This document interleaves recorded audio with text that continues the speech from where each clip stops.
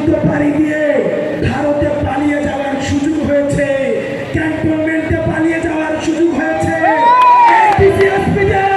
আর বাংলাদেশে যদি কেউ স্বৈরাচারের পক্ষে অবস্থান নেয়, যদি কেউ মিডনাইট ইলেকশনে সহযোগিতা করে, এই বাংলাদেশে আর কোথাও, এই পুরো বাংলাদেশে তার আর জায়গা হবে না। সাংবাদিকদেরকে বলবো, বসুন্ধরার সাংবাদিকরা,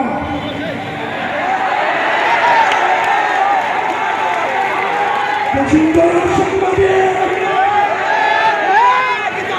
খুনি হাসিনার পক্ষে এই বসুন্ধরার মিডিয়া কি বৈধতা উৎপাদন করেছে আমরা ভুলে যাই না। এই বসুন্ধরা গ্রুপের সাংবাদিকরা আবার মগ্ন হয়ে অপরাধের বৈধতা উৎপাদনের জন্য আবার নেমে পড়েছে, আবার আরেকটা একাকার ঘটাতে তারা ষড়যন্ত্র করছে।